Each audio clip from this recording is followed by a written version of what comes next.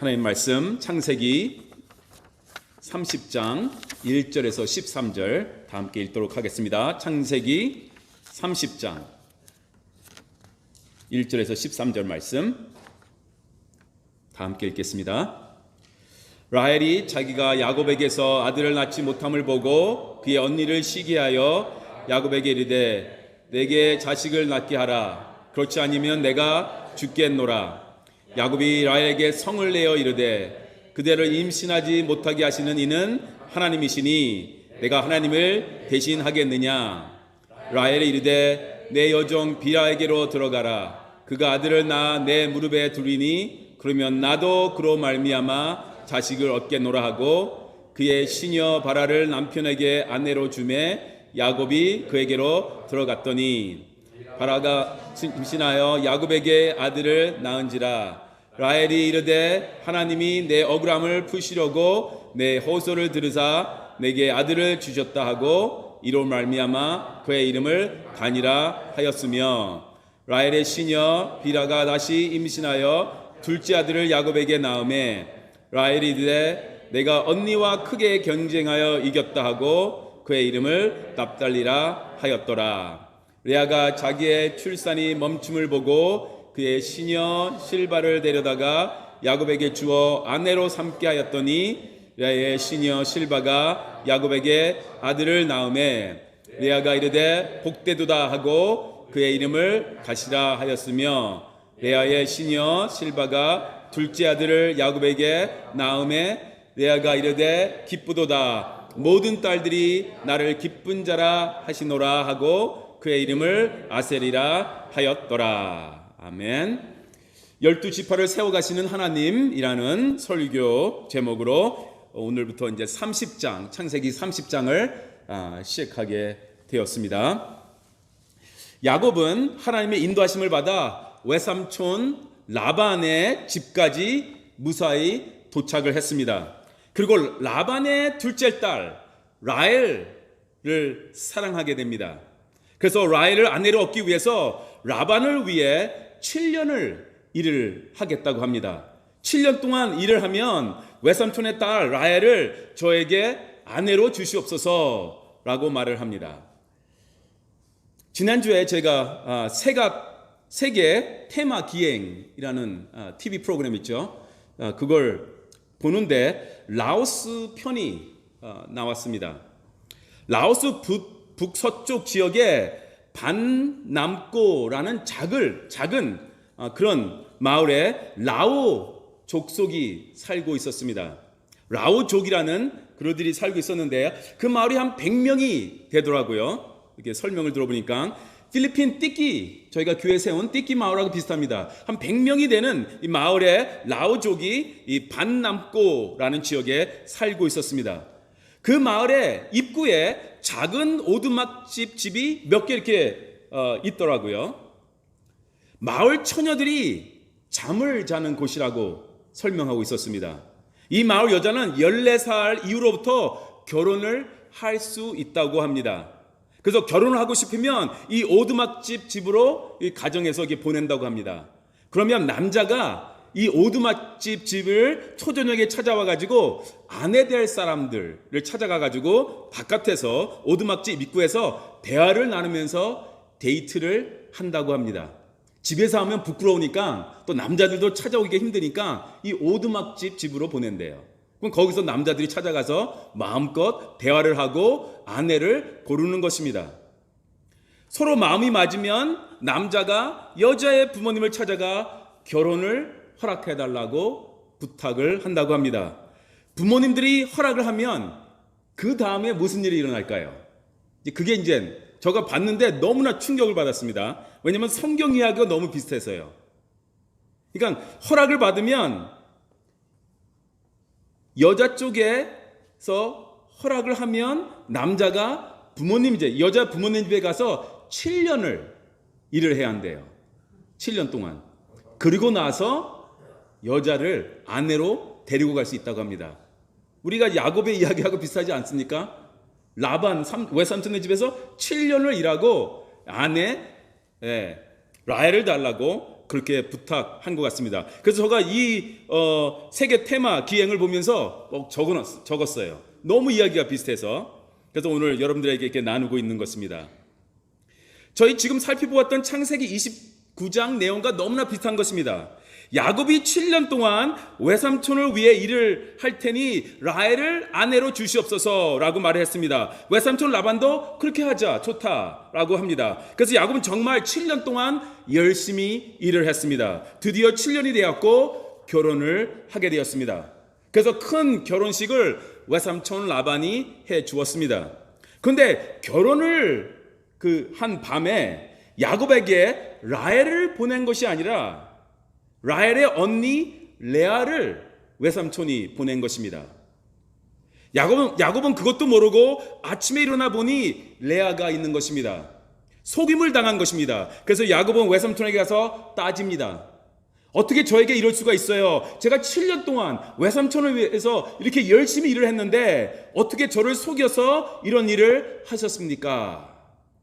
그랬더니 우리의 지역에서는 큰 딸보다 작은 딸을 먼저 시집 보내는 법이 없다라고 외삼촌이 말을 합니다. 그리고 또 하는 말이 라헬을 줄 테니 일주일을 더 채워라.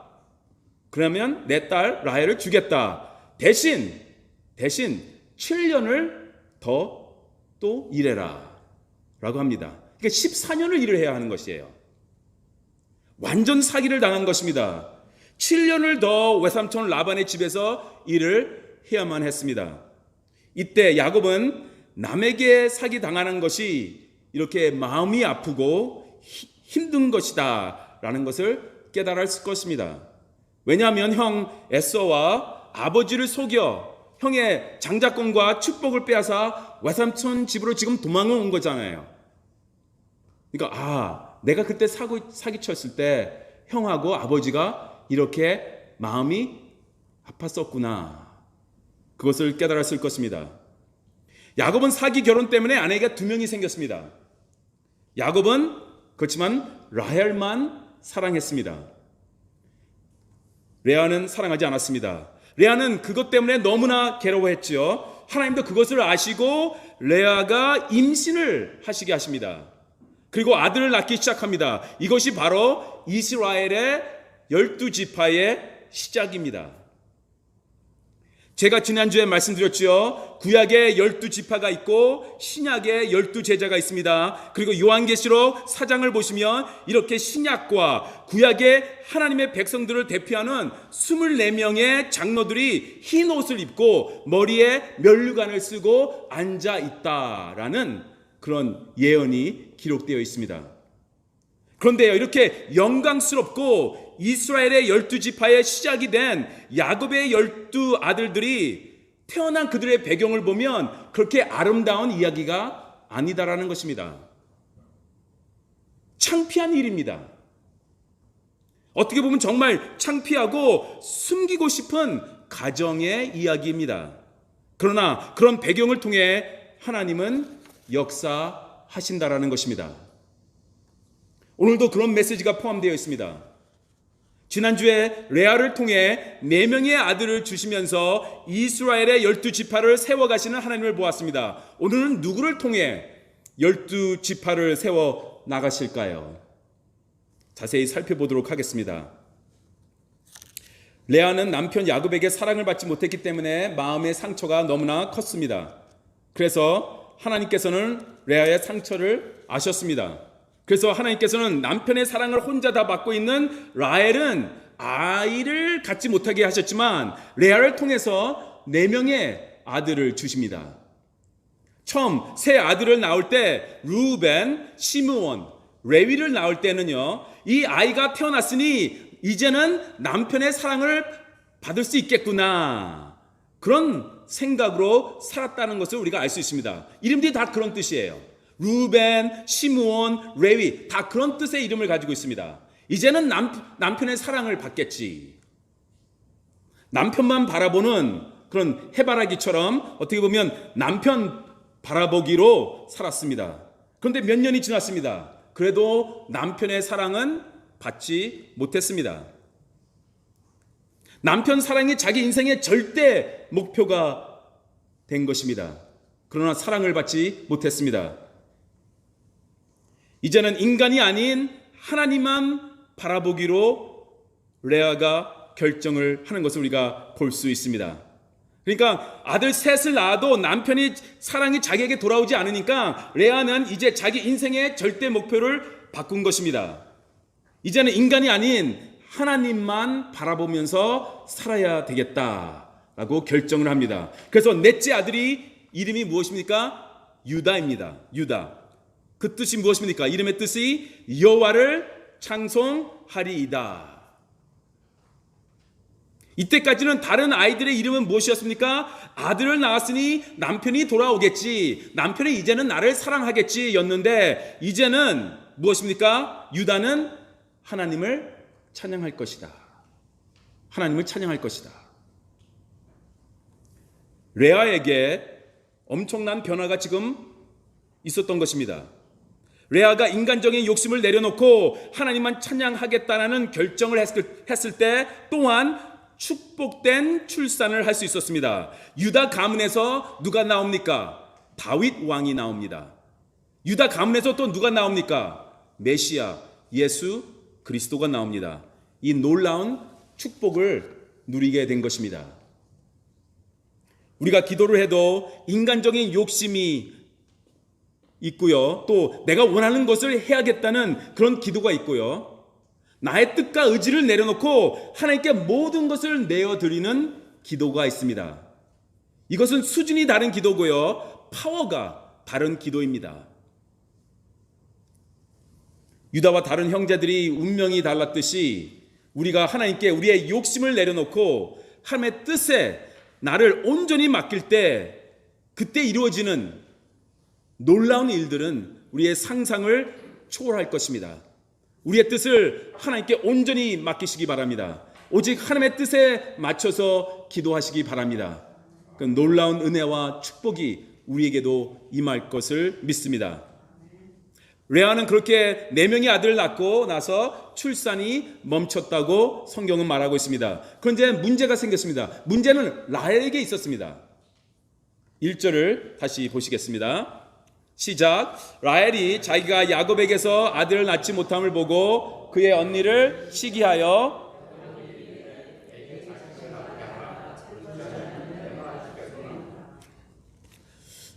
우리가 지금 성경을 점잖게 읽어서 그렇지요. 만약 이 부분을 한국 막장 드라마로 만든다면 멋있는 장면 나오지 않겠습니까? 라헬은 남편의 사랑을 혼자 다 받고 있었지만 사람들이 자신이 자식을 낳지 못하고 있다고 수군거리고 있는 것을 다 알고 있었을 것입니다. 그 당시 아이를 낳지 못하는 것은 정말 수치스러운 것이었습니다. 아이를 낳는 것이 얼마나 중요했는가.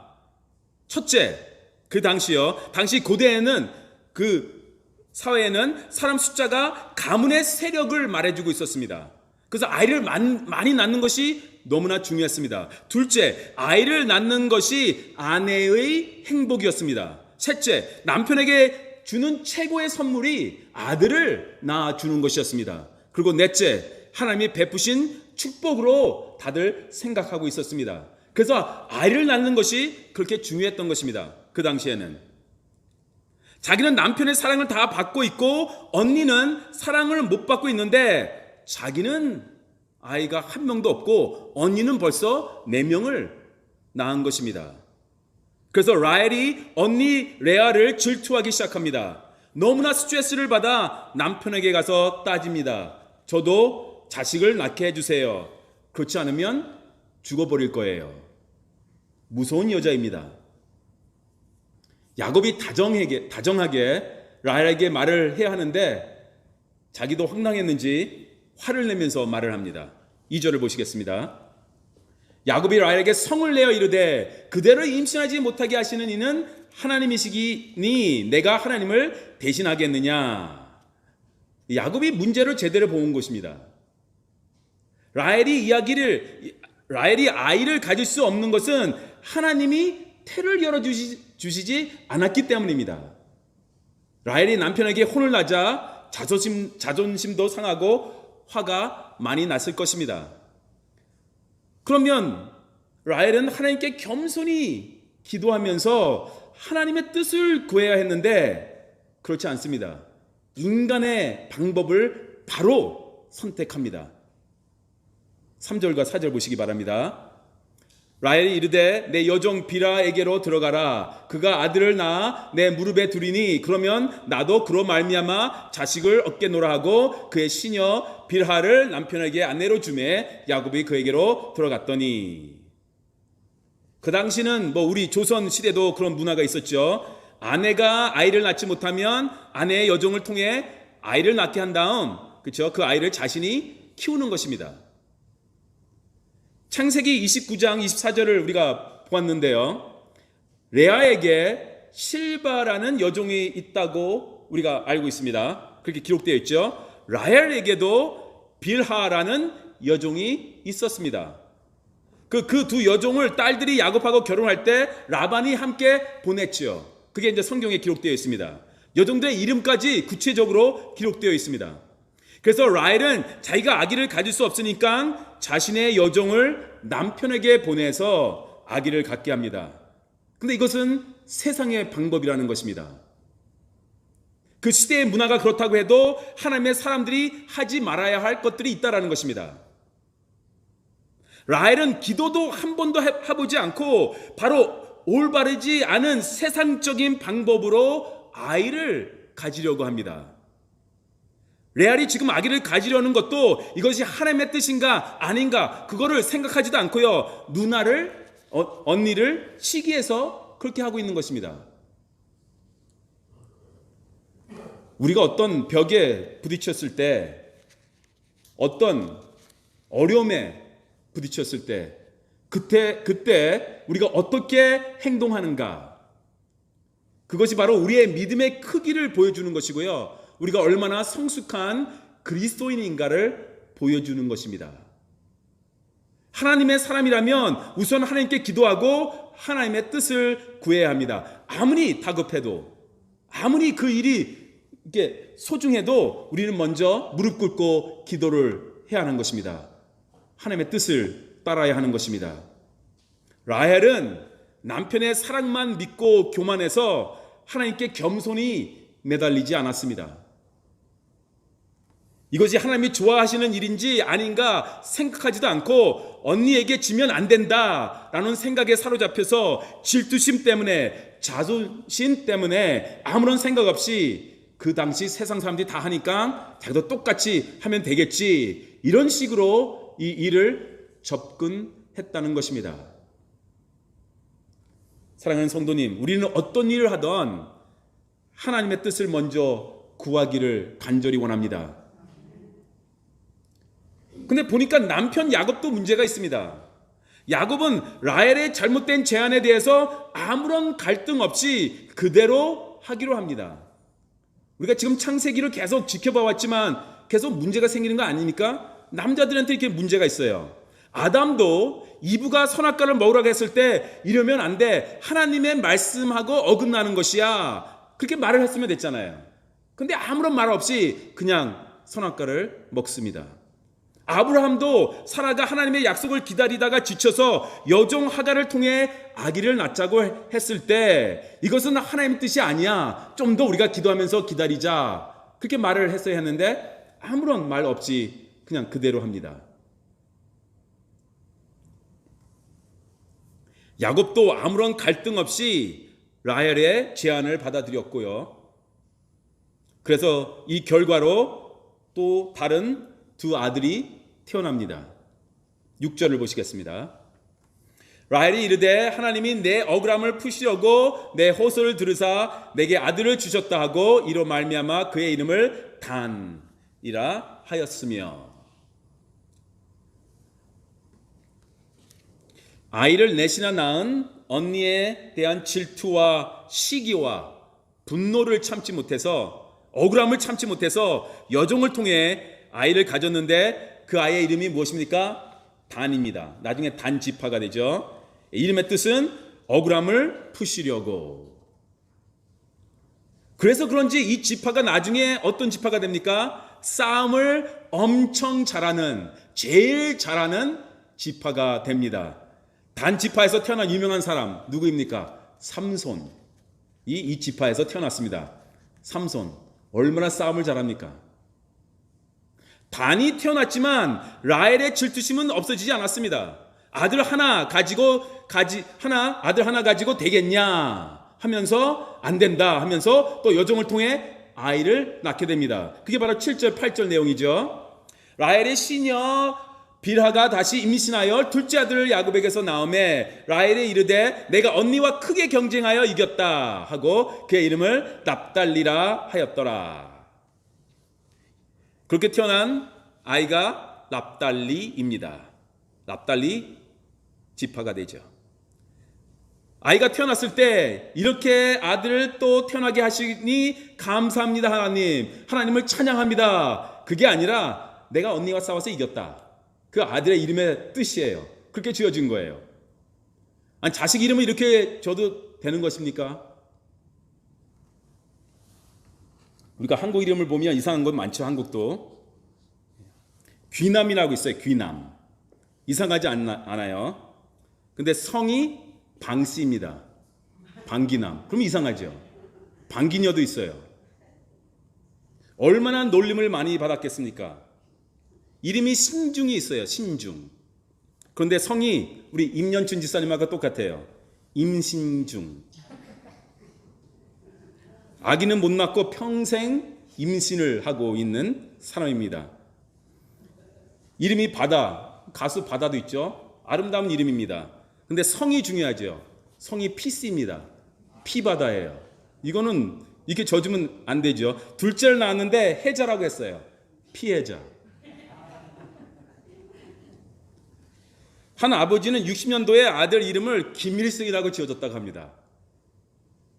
그래서 70년도에 초등학교, 중학교를 다니는데 그때 매일 학교에서 뭐라고 외쳤습니까? 때려잡자 김일성. 이 학생은 학교를 가기 싫은 것입니다.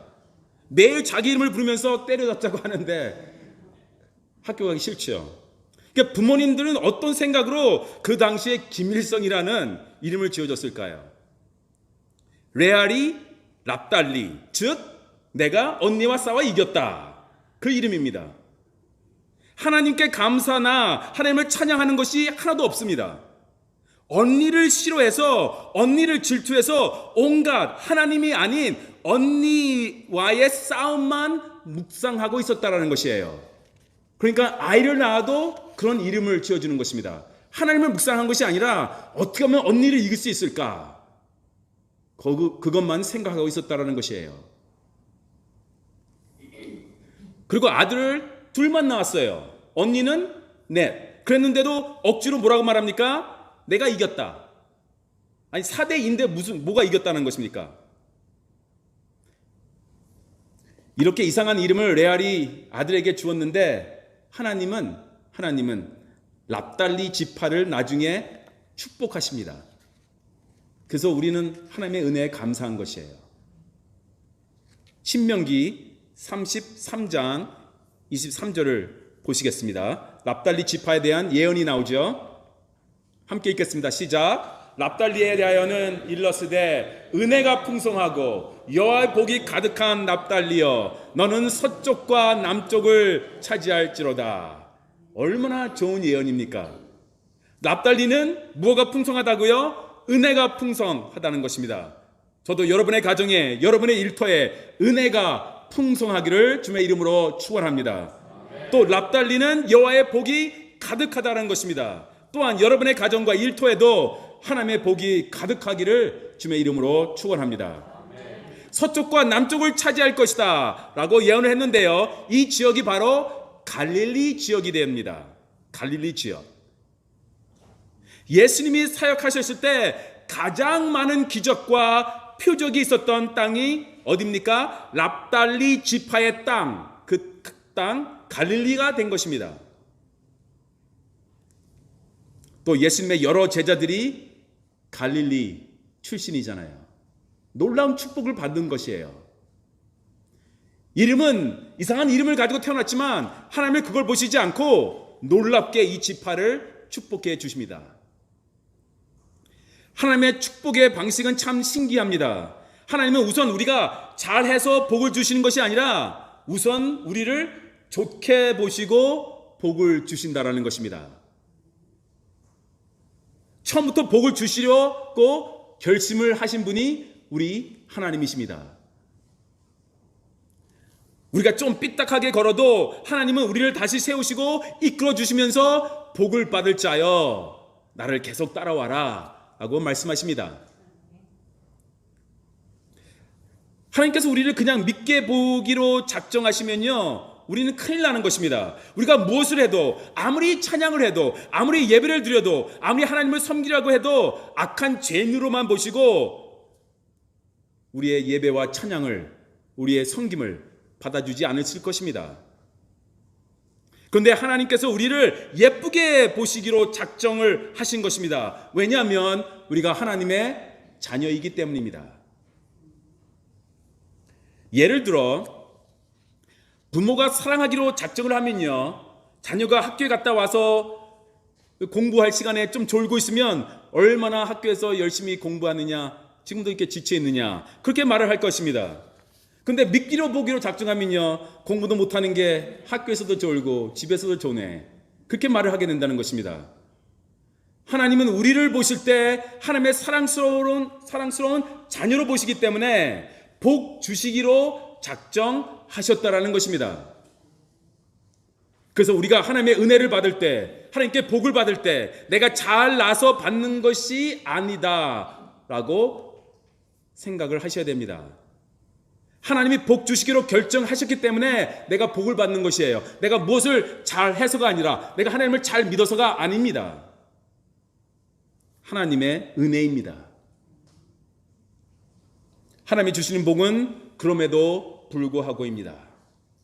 그렇게 주시는 복입니다. 세상은 너가 한 만큼 받아가라 이지만 하나님은 아닙니다. 하나님은 아무리 우리가 부족해도 은혜로 덮어주시고 복을 주시기로 원하신다는 것입니다.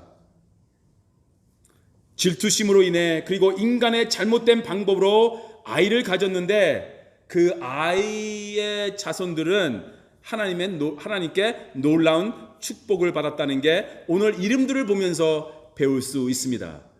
여종들을 통해서 태어난 아이들입니다. 그렇지만 하나님은 그걸 보시지 않고 놀라운 은혜와 축복을 주십니다. 라헬이 자신의 여종을 통해 아들 둘을 낳으니까 언니 레아도 너만 여종이 있는 것이 아니야, 나에게도 있어 하면서 똑같은 방법으로, 라헬의 똑같은 방법으로 아이를 낳게 합니다. 9절, 10절, 11절 보시겠습니다. 레아가 자기의 출산이 멈춤을 보고 그의 시녀 실바를 데려다가 야곱에게 주어 아내로 삼게 하였더니 레아의 시녀 실바가 야곱에게 아들을 낳음에 레아가 이르되 복되도다 하고 그의 이름을 갓이라 하였으며, 갓지파도 훗날에 싸움을 엄청 잘하는 지파가 됩니다. 지금 레아가 라헬이 아이를 둘이나 낳으니까, 그리고 언니를 이겼다고 하니까 충분히 아들 4명을 낳았는데도 동생한테 안 지려고 낳은 아들이 나중에 커서 그 지파가 싸움을 엄청 잘하는 그 지파가 됩니다. 그리고 나서 또 다른 아들을 낳습니다. 레아의 시녀 실바가 둘째 아들 야곱에게 낳음에 레아가 이르되 기쁘도다, 모든 딸들이 나를 기쁜 자라 하리로다 하고 그의 이름을 아셀이라 하였더라. 아셀 지파도 아까 우리가 살펴본 납달리 지파처럼 풍성한 복을 받게 됩니다. 신명기에, 아까 읽은 신명기 33장에 계속 기록되어 있습니다. 아셀에 대해서는 일러스되 아셀은 아들들 중에 더 복을 받으며 그의 형제에게 기쁨이 되며 그의 발이 기름에 잠길지로다. 내 문빗장은 철과 녹이 될 것이니 내가 사는 날을 따라서 능력이 있으리로다. 아멘. 와, 이런 축복 받고 싶지 않습니까? 더 복을 받으며 라는 말이 있고요, 형제들에게 기쁨이 되며. 정말 도움이 안 되는 형제들이 있죠. 아픔만 주는 형제들이 있는데 우리는 정말 형제들에게 기쁨을 주는 사람들이 되기를 원합니다. 우리도 가족들에게 기쁨이 되기를 간절히 원합니다. 그리고 사는 날만큼 능력이 있을 것이다 라는 말까지 있습니다. 놀라운 축복입니다. 지난주에 네 지파는 레아를 통해서 나왔습니다. 그런데 오늘의 네 지파는 여종들을 통해 나왔습니다. 라헬의 여종 2명, 또 레아의 여종을 통해서 2명이 나왔습니다. 이스라엘 나라를 만들어 가시는 하나님이 이렇게 하셨다라는 것입니다. 이건 너무나 놀라운 것입니다. 저는 이것을 보면서 인생의 출생 배경과 상관없이 하나님의 역사는 계속 펼쳐 나간다는 것입니다. 우리 인간은 뭔가를 많이 따지지만 하나님은 그렇지 않다는 것입니다. 한국 드라마를 보시면 출생의 비밀을 다루는 것을 우리가 볼 수가 있습니다. 출생의 비밀을 아주 복잡하게 만들어서 그것이 풀릴 때까지 끝까지 보게 하는 게 한국 드라마 아닙니까? 오늘 우리의 본문이 그런 내용이 좀 담겨져 있어요. 야곱의 2 아내들의 질투심으로 인해 서로 싸우느냐, 여종들을 통해 아예 4명이 태어납니다. 어떻게 보면 굉장히 불행할 수도 있고요, 또 창피한 일들입니다. 그런데 하나님께서는 이런 지파들의 미래를 축복해 주시기로 작정하셨다라는 것입니다. 세상은 혈통과 배경을 많이 따집니다. 그래서 집안의 사정이 복잡한 사람은요, 어디에 가서 숨기고 싶습니다. 얘기를 마음껏 못합니다. 그러나 하나님의 나라에는 그런 것이 전혀 없다라는 것입니다. 학벌, 조상, 가문 자랑은 하나님 나라에 없습니다. 이것은 사실 인간이 추악한 죄악을 덮기 위해서 사용하는 도구에 불과한 것입니다. 하나님 보시기에는 그것이 그렇게 중요하지 않다라는 것입니다. 중요했다면요, 하나님에게도 중요했다면 하나님을 시골 출신의 여자 몸에서 또 말구에서 태어나지 않게 하셨을 것입니다. 중요했다면 제자들을 갈릴리 출신의 어부들이 아니라 예루살렘 출신의 바리새인들이 됐을 것입니다. 학벌, 조상, 가문이 하나님께 중요했다면 마태복음 1장에 예수님의 족보를 기록하지 않았을 것입니다.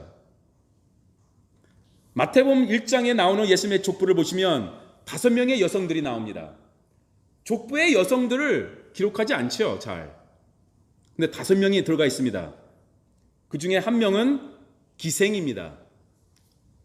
라합이라는 여성이 기생입니다. 이방인 과부도 있습니다. 이방인 과부의 출신인 루시 있지요. 창녀로 가정에 시아버지와의 관계를 가졌던 다말이 기록되어 있습니다. 불륜의 관계로 아이를 가진 밧세바가 있습니다. 이 4명의 이름이 족보에 있다라는 것을 자랑할 것이 아니라 숨기고 싶은 것입니다. 창피한 일들입니다. 이스라엘 사람들이 이름만 들어도 다 알 수 있는 여인들입니다. 그런데 이 여인들이 예수님의 족보에 들어가 있다라는 것입니다. 그리고 마지막 여인 한 명은 누구입니까? 마리아입니다. 가난한 시골 출신의 여성.